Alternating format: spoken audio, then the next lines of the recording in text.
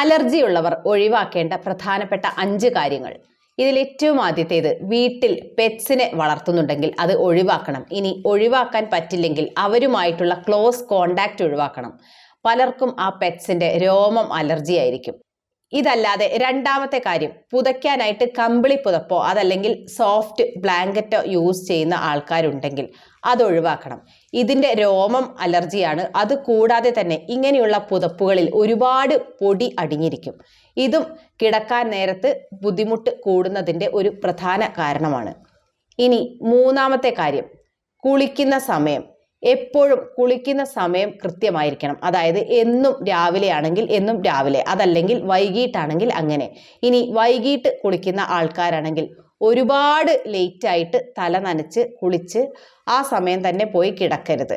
അതുപോലെ തന്നെ വൈകിട്ട് വിയർത്ത് വന്നതിന് ശേഷമുള്ള കുളിയും ഒഴിവാക്കണം. ഇനി നാലാമത്തെ കാര്യം, ചിലർക്ക് ചില പൂമ്പൊടികളായിരിക്കാം അലർജി. അതായത് ചില പൂവിൻ്റെ പൊടി ചില സീസൺസിൽ മാത്രം കണ്ടുവരുന്നതായിരിക്കാം. അപ്പോൾ ഇങ്ങനെയുള്ള ആൾക്കാർ ഈ പൂവ് ഇങ്ങനെ അടുത്തു പോയി മണത്ത് നോക്കുക. അതല്ലെങ്കിൽ പൂവ് തലയിൽ ചൂടുന്ന ആൾക്കാരുണ്ട്. അപ്പോൾ അലർജിയുള്ള ഒരാളാണെങ്കിൽ ഈ ശീലമെല്ലാം മാറ്റിവെക്കണം. ഇനി അഞ്ചാമത്തെ കാര്യം, പലർക്കും ഷെൽഫ് ഓപ്പൺ ചെയ്യുമ്പോൾ പെട്ടെന്ന് തുമ്മൽ വരാറുണ്ട്. അപ്പോൾ ഇങ്ങനെയുള്ള ആൾക്കാർ ഷെൽഫ് ഓപ്പൺ ചെയ്യുമ്പോൾ മാസ്ക് ധരിക്കാം. അതല്ലെങ്കിൽ ശക്തിയായി ഷെൽഫ് വലിച്ചു തുറക്കരുത്. പതുക്കെ തുറന്നതിന് ശേഷം സാധനങ്ങൾ എടുക്കാം.